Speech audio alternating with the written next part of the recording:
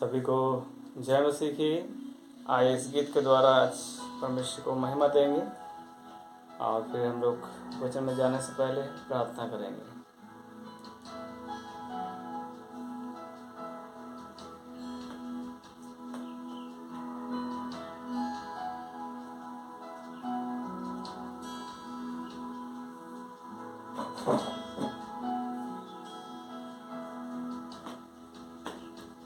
तुम सा कोई नहीं,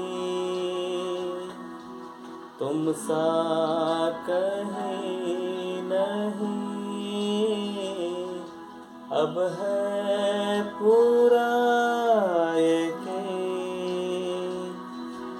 तुम सा कोई नहीं, तुम सा कोई नहीं, तुम सा कहीं नहीं, अब है पूरा यकीन। तुम सा कहीं नहीं, यीशु मसीह हो महिमा तेरी, गाए आसमां, गाए ये ज़मीन। आइए उसकी महिमा करेंगे, उसकी आराधना करेंगे, उसको नाम को महिमा देंगे जो सब नामों में श्रेष्ठ नाम है। तुम सा कोई नहीं, तुम सा कहीं नहीं, अब है पूरा यकीन। तुम सा कोई नहीं, यीशु मसीह ओ महिमा तेरी, गाए आसमां, गाए ये ज़मीन। यीशु मसीह ओ महिमा तेरी, गाए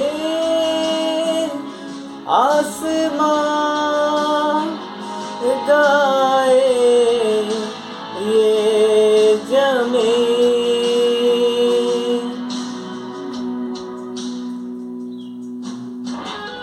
धन्यवाद यीशु, आपकी महिमा करते, आपकी आराधना करते, आपके नाम को ऊंचा देते प्रभु जी, आपकी बड़ाई प्रशंसा करते। जो सब नामों में श्रेष्ठ नाम है उस नाम को महिमा देते हैं। यस लॉर्ड, इस सभा के वक्त आपके समीप आने का आपने मौका दिया है, इसलिए धन्यवाद देते प्रभु जी। धन्यवाद यीशु। अंधेरी राहों में रोशनी है, तू ही मंजिल रास्ता भी है, तू है जहाँ ना कुछ कमी है, तेरा ही नाम जिंदगी है। अंधेरों में रोशनी है, तू ही मंजिल रास्ता भी है, तू है तो जहाँ कुछ कमी नहीं है, तेरा ही नाम जिंदगी है। हालेलुया,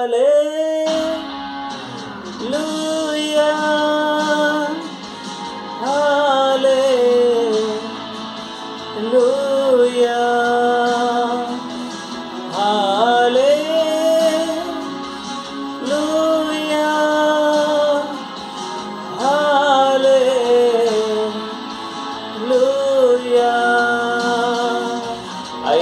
करेंगे, आपकी महिमा आपकी स्तुति करें प्रभु जी।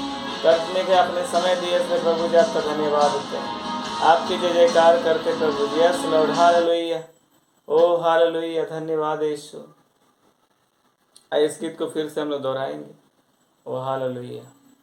उसके नाम को ऊंचा देंगे, उसके नाम को ऊंचा करेंगे, उसकी प्रशंसा करेंगे, उसके जय जयकार करेंगे, आए स्तुति करेंगे, हालेलुया। प्रभु जी हम आपकी स्तुति बड़ाई प्रशंसा करते हैं, आपकी महिमा करते हैं। यस लॉर्ड, धन्यवाद यीशु, धन्यवाद धन्यवाद, क्योंकि तू महिमा के योग परमेश्वर है। यस, तुम सा कोई नहीं, तुम सा कहीं नहीं, अब है पूरा यकीन, तुम सा कहीं नहीं, तुम सा कोई नहीं, तुम सा कहीं नहीं, अब है पूरा यकीन, तुम सा कोई नहीं। यीशु मसीह हो महिमा तेरी, गाए आसमां, गाए ये जमीन।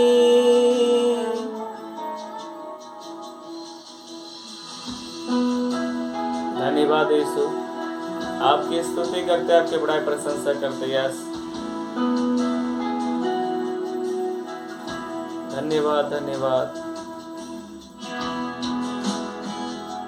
आइए इस गीत को भी हम लोग गाएंगे, इस गीत को भी आप गा के परमेश्वर की महिमा कर सकते हैं। धन्यवाद हो तेरा, धन्यवाद हो तेरा।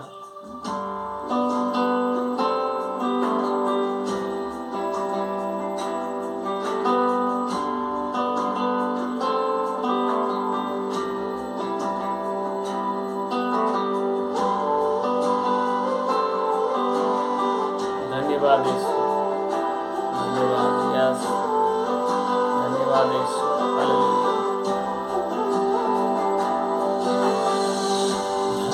धन्यवाद हो तेरा, धन्यवाद हो तेरा, धन्यवाद हो तेरा, धन्यवाद हो तेरा, धन्यवाद हो तेरा, धन्यवाद हो तेरा, धन्यवाद हो तेरा यीशु, धन्यवाद हो तेरा। सांस जो लेता हूँ ये है तूने दिया, दिन जो देखूं नया, तेरी है ये दया। सांस जो लेता हूँ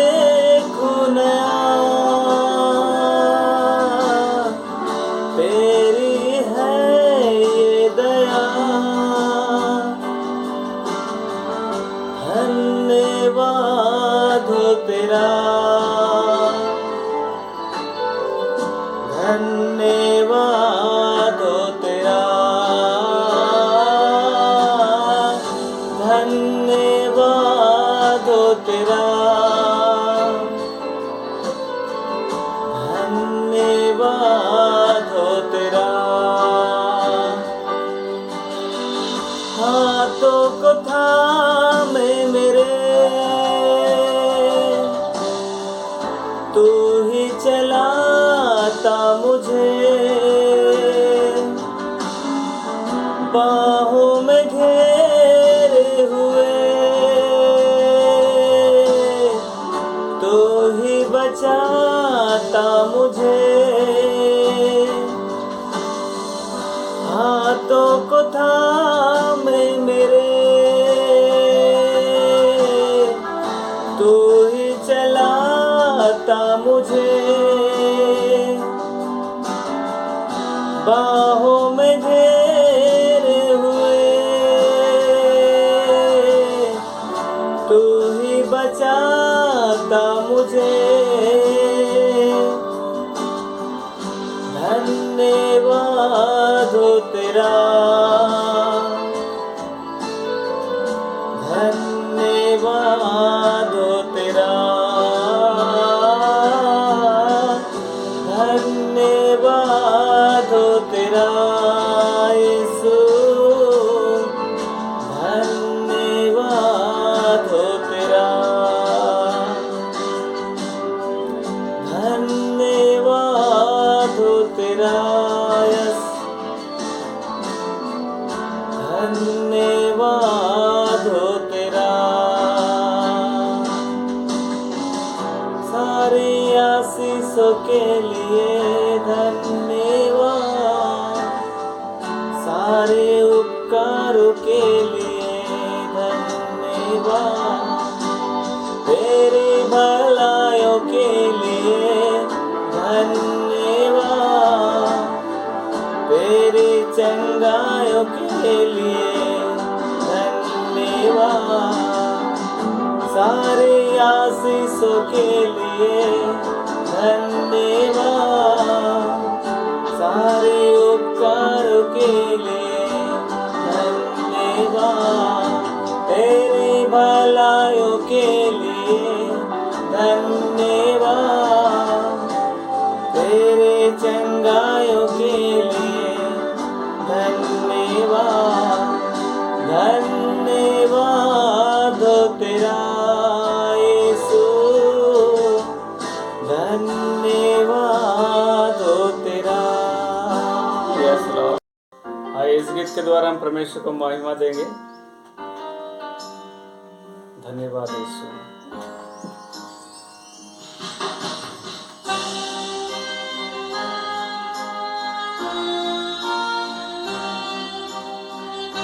धन्यवाद यीशु।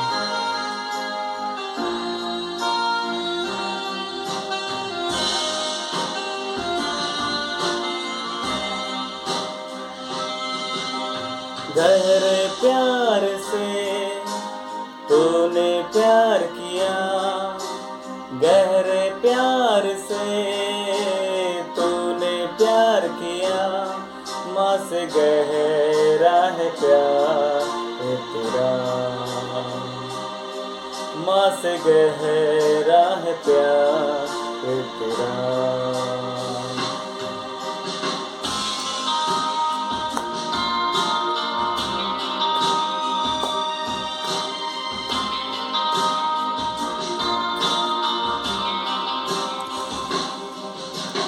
गहरे प्यार से तूने प्यार किया, गहरे प्यार से तूने प्यार किया, माँ से गहरा है प्यार तेरा, यस, माँ से गहरा है प्यार तेरा। तू धन्य है, सर्वश्रेष्ठ है, तेरे जैसा नहीं और कोई। तू धन्य है, सर्वश्रेष्ठ है, तेरे जैसा नहीं और कोई। हालेलुया हालेलुया हालेलुया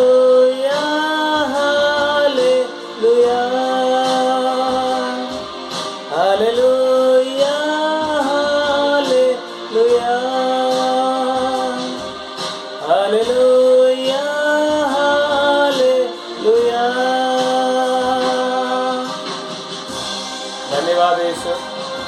आपकी महिमा करते, आपकी आराधना करते प्रभु जी, आपके नाम को ऊंचा करते, यस आपकी जय जयकार करते, जो सब नामों में श्रेष्ठ नाम उस नाम को ऊंचा कर देते हैं। हालेलुया, धन्यवाद यीशु, ओ हालेलुया, यस।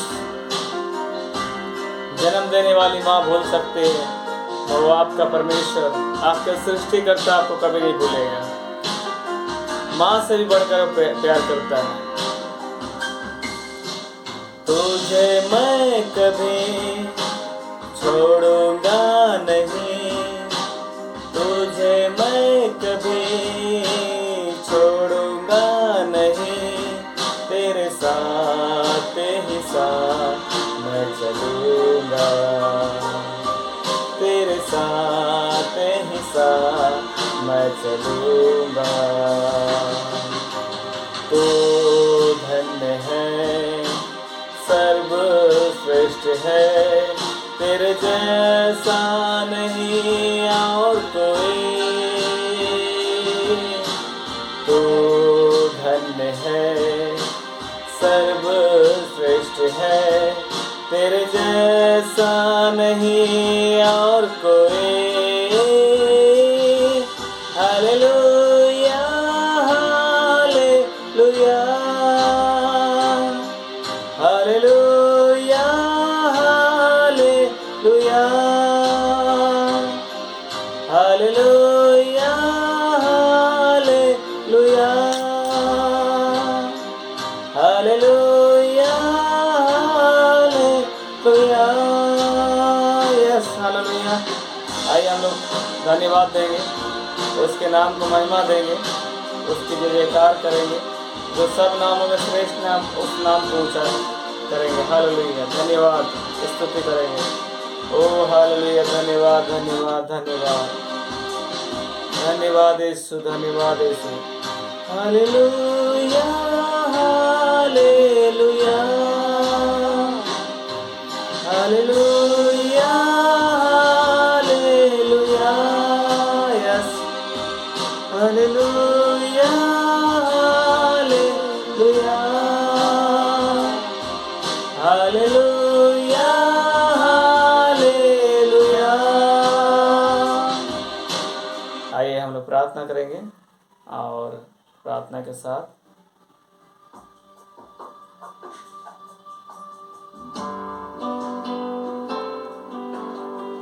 साथ आज के वचन पढ़ने में भी जाएंगे। आइए हम प्रार्थना करेंगे। ओ हालेलुया, धन्यवाद यीशु, धन्यवाद यीशु, धन्यवाद धन्यवाद। पिता परमेश्वर, मैं प्रार्थना करता हूँ आज सुबह के वक्त फिर से आप सभी आपके समीप हम सभी को आने का आपने मौका दिया है। आपका वचन कहता, स्वर्ग आपका सिंहासन, पृथ्वी आपके चरणों की चौकी है। पिता परमेश्वर, हम पति पत्नी को भी आपके समीप आने का आपने मौका दिया।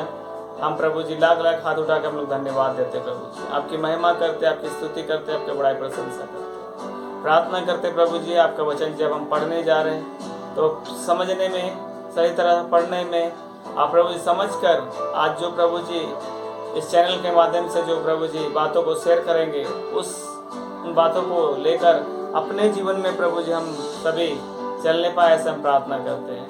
आपका वचन भी कहता, जहाँ भी आपके नाम से 2 या 3 जन रहते आपकी उपस्थिति होती प्रभु जी। प्यार प्रभु जी, आपकी उपस्थिति में हम लोग बैठने पाए, इसलिए हम आपका धन्यवाद देते हैं। और फिर से नया दिन को प्रभु देखने पाए, इसलिए हम धन्यवाद देते हैं। इसलिए पवित्र आत्मा के द्वारा प्रभु जी वचन को पढ़ने में, समझने में, और प्रभु जी इसको ग्रहण करने में सहायता करें। इस समय को, हर बात को आप क्या तो सौंपते, वचन भी तेरा, दास भी तेरा है। प्रार्थना आपके बेटे यीशु मसीह के नाम से मांगता हूँ, आमीन।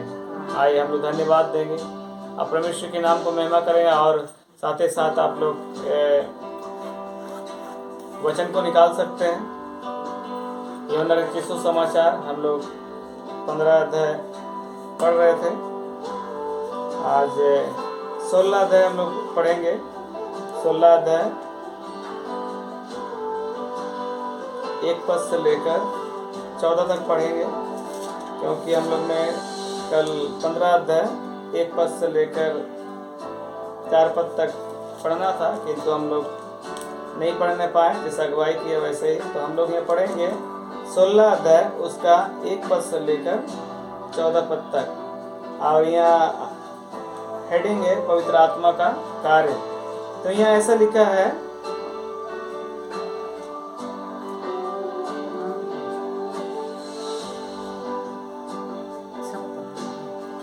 Yes, page number 155 155। तो यहाँ ऐसा लिखा है, ये बातें मैंने तुमसे इसलिए कही कि तुम ठोकर ना खाओ। वे तुम्हें आराधनालयों में से निकाल देंगे, मैंने जहाँ आराधना करते वहाँ से निकाल देंगे, ऐसा कहा है। वरन वह समय आता है कि जो कोई तुम्हें मार डालेगा वह समझेगा कि मैं परमेश्वर की सेवा करता हूँ। और ऐसा इसलिए करेंगे कि उन्होंने ना पिता को जाना और ना मुझे जानते हैं। परंतु ये बातें मैंने इसलिए तुमसे कही कि जब इनका समय आए तो तुम्हें स्मरण आ जाए कि मैंने तुमसे पहले ही कह दिया था। मैंने आरंभ से ही तुमसे ये बातें इसलिए नहीं कही क्योंकि मैं तुम्हारे साथ था, परंतु अब मैं अपने भेजने वाले के पास जाता हूँ और तुम में से कोई मुझसे नहीं पूछता तू कहाँ जाता है। परंतु मैंने ये बातें तुमसे कही इसलिए तुम्हारा मन शोक से भर गया है। तो भी मैं तुमसे सच कहता हूँ कि मेरा जाना तुम्हारे लिए अच्छा है, क्योंकि यदि मैं ना जाऊँ तो वह सहायक तुम्हारे पास ना आएगा, परंतु यदि मैं जाऊंगा तो उसे तुम्हारे पास भेजूंगा। वह आकर संसार को पाप और धार्मिकता और न्याय के विषय में निरुत्तर करेगा। पाप के विषय में इसलिए कि वे मुझ पर विश्वास नहीं करते, और धार्मिकता के विषय में इसलिए कि मैं पिता के पास जाता हूँ और तुम मुझे फिर ना देखोगे। न्याय के विषय में इसलिए कि संसार का सरदार दोषी ठहराया गया। अब मुझे तुमसे और भी बहुत से बातें कहनी हैं, परंतु अभी तुम उन्हें सह नहीं सकते।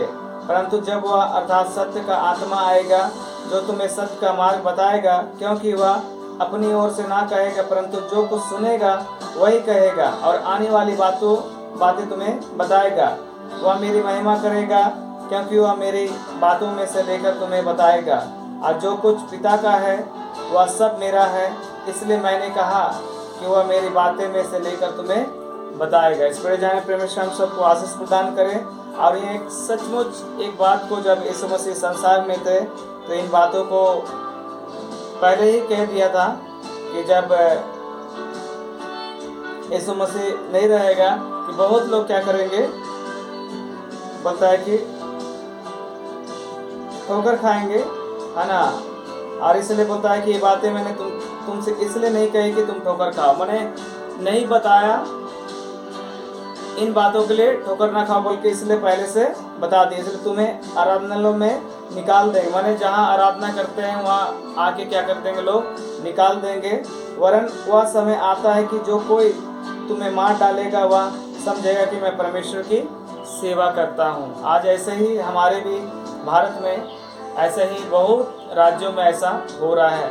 प्रभु का वचन पूरा हो रहा है कि वहाँ बोला कि आराधना में बहुत सारे लोग जाकर क्या कर रहे हैं, डिस्टर्ब कर रहे हैं, और उनको लग रहा है कि वे लोग क्या कर रहे हैं, परमेश्वर की सेवा कर रहा है। मगर पहले से यीशु मसीह ने पहले से उन बातों को बता दिया, और वही बात को क्या हो रहा है, आज हम पूरा होते हुए इस बातों को देख रहे हैं। इसलिए बोलता है कि आराधनालयों में से, मैं जहाँ आराधना करता हूँ वहाँ से में से निकाल देंगे। आज ऐसा बहुत सारे हमारे जैसा भारत के छत्तीसगढ़ में यदि आप लोग न्यूज़ देखते हैं तो वहाँ ऐसा कानून बन गया है कि धर्म परिवर्तन के विषय, मगर असल में मसीहों के लिए वो नियम को बनाया गया है, क्योंकि छत्तीसगढ़ में बहुत सारे मसीहों का एक झुंड है और बहुतों लोग को ऐसा बहुत दिक्कत हो रहा है। और सबसे पहली बात है कि वो दुष्ट शैतान को वहाँ के लोगों से, वहाँ के विश्वासी लोग से बहुत ही उनको दिक्कत हो रहा है। और बहुत सारे ऐसे लोग सोच रहे हैं कि मैं जाके चर्चों को तोड़ दे रहा हूँ, है ना। मैं उन लोगों को सता रहा हूँ और मैं उन्हें मार रहा हूँ। तो ऐसा बहुत सारे लोग ऐसा सोच रहे हैं, मगर पहले से प्रभु का वचन में इन बातों को दे दिया है, समय से पहले इन बातों को दे दिया है। अगर आपको नहीं मालूम तो प्रभु का वचन को पढ़िए। इसलिए मैं 5 बातों को बताता हूँ। तो पहले आप अगर विश्वासी है तो आप प्रार्थना करिए, वचन पढ़िए मुँह धोके, उसके बाद गवाही दीजिए या सुनिए या आराधना और धन्यवाद करिए। पहले से यदि जब तक आप परमेश्वर के वचन नहीं पढ़ेंगे ना तो उन बातों को नहीं जानेंगे, क्योंकि पहले से जो होने वाली उन बातों को प्रभु ने बता दिया। और वहाँ कहता है कि जब सत्य का आत्मा आएगा, 12 पद, वहाँ कहता है मुझे तुमसे और भी बहुत से बातें कहनी है, परंतु अभी तुम उन्हें सह नहीं सकता। यीशु मसीह हम लोग से ऐसा बातें कहना चाहता था, सह नहीं सकता है उस समय, और जैसा कहा वैसे ही हो रहा है। परंतु जब वह अर्थात सत्य का आत्मा आएगा, वह सब सत्य का मार्ग बताएगा, क्योंकि वह अपनी ओर से ना कहेगा, परंतु जो सुनेगा वही कहेगा और आने वाली बातें बताएगा। हाँ, आने वाली बातें बताएगा, माने पहले से आने वाली बातों का वर्णन परमेश्वर के वचन में दे दिया है। जब तक आप नहीं पढ़ेंगे आने वाली बातों को आप नहीं जान सकते। और दर्शन के द्वारा प्रभु के लोग उन बातों को देख रहे हैं। इसका सबसे बड़ा सबूत है प्रकाशित वाक्य। जब प्रभु के दिन में जब यूहन्ना आत्मा में आया, आज जो इस संसार में घटने वाली है उन बातों के विषय में बताया, जो इस पवित्र शास्त्र में वो पुस्तक का नाम रखा गया है कि प्रकाशित वाक्य। माने आने वाली बातों का प्रकाश क्या होगा, हर बातों के विषय में वहाँ कहा गया है। दुष्टों का क्या होगा, विश्वासी का क्या होगा, सारी बातों के लिए कहा गया है। और वहाँ हूबहू परमेश्वर कौन है, उसका अस्तित्व क्या है, उन बातों के बहुत सारी बातों को बताया गया है। और दुष्ट का क्या होगा, उन बातों को भी बताया गया। इसलिए वो दुष्ट चाहता है कि आप इस वचन को ना पढ़े। उसकी योजना है कि वो परमेश्वर के वचन को ना पढ़े, क्योंकि वो भी परमेश्वर के वचन को जानता मगर पालन नहीं करता है। आज बहुत सारे ऐसे लोग बोलता है कि मैंने बाइबल पढ़ा, मगर यदि आप परमेश्वर के वचन को पालन नहीं करते हैं ना, आप मसीह नहीं हो सकते, आप विश्वासी नहीं हो सकते। मसीह या विश्वासी होने का अर्थ है कि उनके पीछे चलना। खाली नाम के नहीं मसीह, काम के मसीह होना चाहिए। याकूब के अगर पुस्तक 1 अध्याय 22 पद से अगर पढ़ेंगे तो कहता है कि सुनने वाला नहीं मगर चलने वाला नहीं, क्योंकि बोलता है कि अपना स्वाभाविक रूप जो दर्पण में देखता है। हम लोग सुबह उठ के क्या करते हैं, दर्पण में अपना चेहरा को देख के आते हैं, मगर थोड़ी देर के बाद क्या हो जाता है, भूल जाते हैं कि नहीं जानते कि हमारा स्वाभाविक स्वभाव चेहरा कैसा था। वही याकूब का पत्र में गया। इसलिए बोलता है कि प्रत्येक दिन जब हम परमेश्वर के वचन को पढ़ेंगे ना, हम नहीं भूलने पाएंगे। इसलिए कुलसियों के पुस्तक में कहता है, और पौलुस कुलसियों के कलीसिया को कहता है कि अधिकाय से हृदय में परमेश्वर के वचन को क्या करना है, बसा लेना। इसलिए दाऊद भजन गाता है कि मैंने तेरे वचन को अपने हृदय में रख छोड़ा है कि तेरे विरुद्ध पाप ना करूं। आप परमेश्वर के वचन को कहाँ रख छोड़े हैं? मैं एक व्यक्ति के विषय में हमेशा बताता हूँ और हम लोग प्रत्येक दिन देखते हैं, जिसका नाम है महात्मा गांधी। बहुत लोग ऐसे सोचते हैं कि महात्मा गांधी ऐसे ही महात्मा बन गया, मगर उसके रीजन है परमेश्वर का वचन। परमेश्वर के वचन ने उनके जीवन को बदला, चेंज किया। यदि सचमुच वचन के अनुसार प्रभु यीशु मसीह को ग्रहण किया तो उनके विश्वास और उनके विवेक के अनुसार परमेश्वर जब उनका न्याय करेगा, परमेश्वर के राज में उनको हम लोग देखने पाएंगे। ऐसा बहुत सारे प्रभु के लोग हैं, बहुत सारे जो महान कहलाए, उसका पीछे रीजन है प्रभु का वचन। आज यदि आप साउथ में जाएंगे, एक प्रभु का दास डीजिस दिनकरन, जो पॉल दिनकरन के पिता है, उनके नाम से भी क्या है? मार्ग। वचन में लिखा है कि उनके नाम से भी क्या होगा? मार्ग। तो महात्मा गांधी के नाम से भी बहुत सारे जगह में मार्ग भी बनाया, और उनके नाम से उनके हम भारत के मोहर में उनका एक क्या है? तस्वीर है। इसलिए परमेश्वर ने उनको उस योग्यता दिया।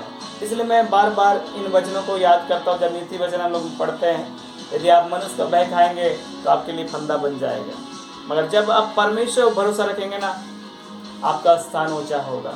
भजन संहिता 125 में कहता है, जो यहोवा को भरोसा रखते हैं वो सिय्योन पर्वत के समान होते हैं।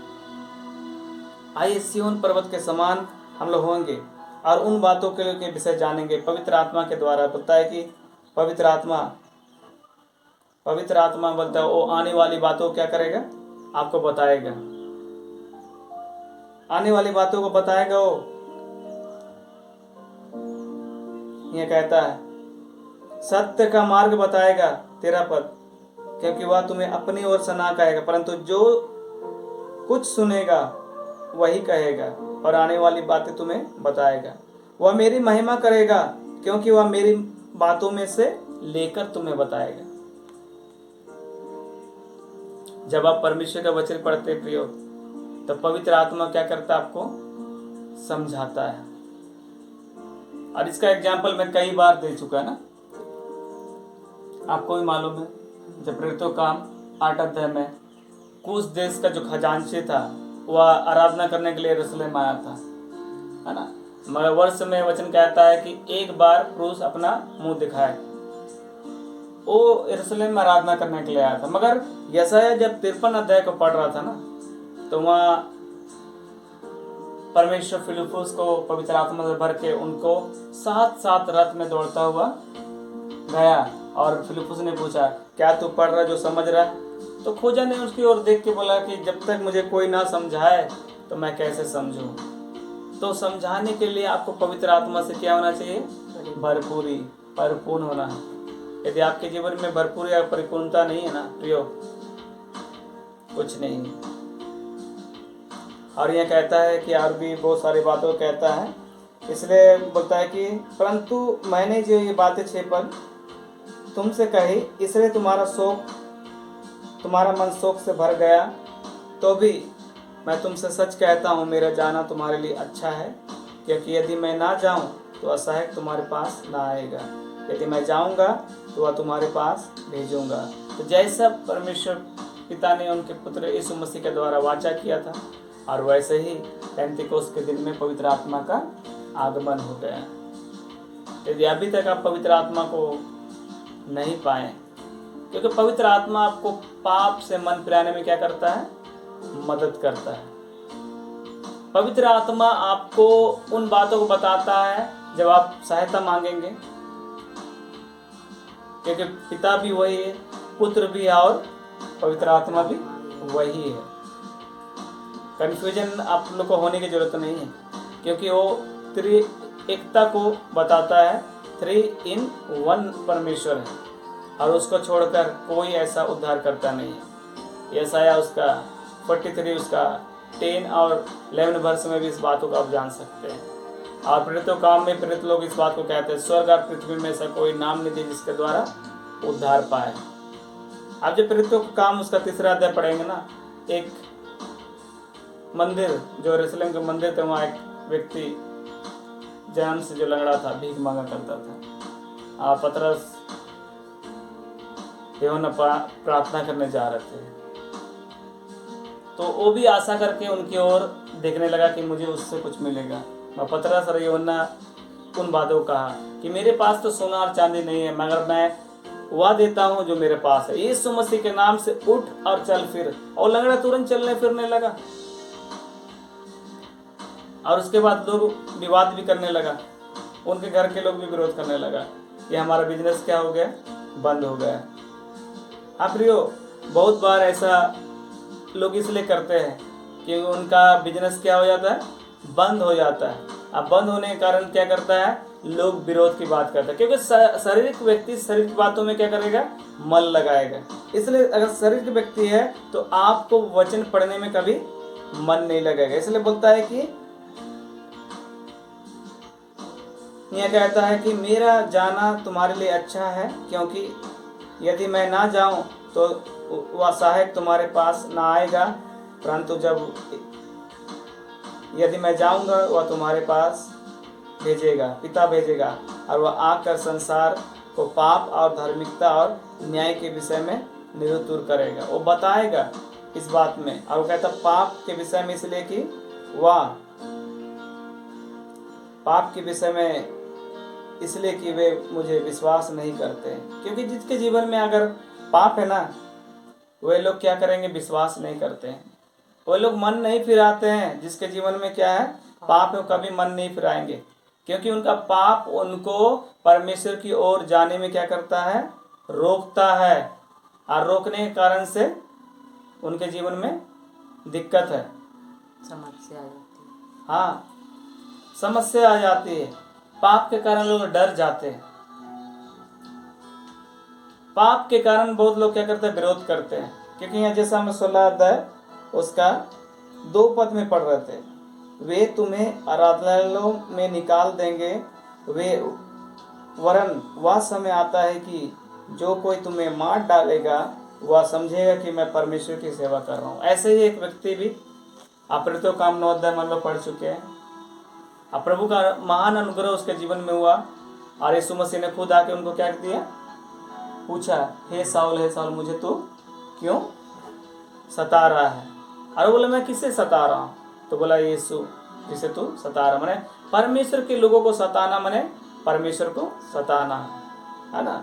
इसलिए यहाँ कह रहा है कि आराधना जो करता जा, आराधना तो वहां से निकाल देंगे। लिखा है वाला वचन, जो सता रहे इन बातों को नहीं जान रहे। अरे वे इन बातों को नहीं जान रहे कि वे लोग परमेश्वर काम नहीं कर रहे। इस संसार का जो ईश्वर है, जो आत्मिक आंख को बंद कर दिया है, वो एक काम कर रहे हैं। कर रहे कि नहीं? अगर परमेश्वर काम करता तो परमेश्वर के कामों में लोग बाधा नहीं देते। किसी मनुष्य का अगर जीवन परिवर्तन हो रहा है, पाप से वो क्या कर रहा है, भलाई की ओर क्या कर रहा है, जा रहा है। आप लोग स्कूल में बहुत बार कहानी पढ़े होंगे। मैं जब स्कूल में पढ़ता था, एक कहानी पढ़ा था, गौतम बुद्ध और अंगुलीमाल डाकू के विषय में। क्योंकि वो अंगुली को क्या कर देता था, काट देता था, अब माला पहन लेता था। मेरी वाइफ भी इस बात को जानती है। मगर जब गौतम बुद्ध उनके पास आया तो उनका जीवन क्या हो गया, वो भी कोशिश किया तो उनका उंगली को काटे, मगर वो उठा नहीं पाया। यदि आप परमेश्वर की ओर से चुना है ना, आप यदि मार भी डालेंगे ना, परमेश्वर का वचन कहता है लोग शरीर को घात कर सकते हैं किंतु आत्मा को घात नहीं करने पाएंगे। शरीर को नुकसान कर सकता है मगर आत्मा को कभी नुकसान नहीं करने पाएगा। इसलिए प्रियो, इस बात को आप ये ना सोचे, है ना, कि आपके ऊपर जब सतावट हो रही है मगर आप उपवास और प्रार्थना करें। आज बहुत सारे लोग उपवास और प्रार्थना नहीं करते हैं। जब सतावट होते हैं तो उपवास और प्रार्थना नहीं करते हैं, परमेश्वर के वचनों को फॉलोअप नहीं करते हैं, अपनी समझ का क्या करते हैं, वे लोग सहारा ले लेते हैं ना। आपको याद है, यदि आप प्रभु के जन हैं, इन बातों को पवित्र आत्मा बताता है कि जब यीशु मसीह स्वर्ग उठा लिया गया और यीशु मसीह ने कहा कि यरूशलेम में क्या रहना, ठहरे रहना, जब पवित्र आत्मा आएगा तुम क्या पाओगे, सामर्थ पाओगे। जब तक आप उपवास और प्रार्थना ना करें तब तक आप सामर्थ नहीं पाएंगे। और सामर्थ पाके अपने आप को जब दीन नहीं करेंगे प्रियो, तब तक छुटकारा नहीं। मैं ऐसा बहुत सा एग्जाम्पल दे सकता हूँ। और एक एग्जाम्पल है 99 शहर का एग्जाम्पल। बताओ, वहाँ पशु तक भी क्या किया, उपवास किया। वहाँ के शहर के जीव जंतु भी उपवास किया। अप्रैल महीने का आज 2 तारीख है, और यदि आप कहीं संगति नहीं कर रहे हैं, यदि आप चाहते हैं कि गुड फ्राइडे में आके उन बातों को जानें जो परमेश्वर ने अपने प्रिय पुत्र के द्वारा उस क्रूस में 7 बातें क्या कही, उन बातों को सुने, उसकी आराधना करें, तो आप हमारे कलीसिया में भी आ सकते हैं। हमारे कलीसिया का टाइम है ठीक 8:30 बजे से, उधर कितना देर तक चलेगा, 11-12 दिन तक, तो आप संगति कर सकते हैं। यदि आज इस वीडियो के माध्यम से आप यदि जुड़ने पाए हैं और यदि चाहते हैं कि ये वीडियो को भी आप शेयर करें बहुतों जगह, तो आप शेयर भी कर सकते हैं, शेयर करके स्वीकार कर सकते हैं। और यदि आप चाहते हैं हमारे कलीसिया के लिए मुट्ठी खोले, स्क्रीन में आपको बार कोड और चैनल में आपको लिंक में मिल जाएगा। यदि आप प्रार्थना विषय या सवाल आपको पूछना चाहते हैं तो स्क्रीन में नंबर भी मिल जाएगा, उसका लाभ जरूर उठाइए और वचन के अनुसार जरूर प्रत्येक दिन जीवन बिताए, पवित्र आत्मा से भरपूर होके। इसलिए फिर से सभी को जय मसीह की, जय मसीह।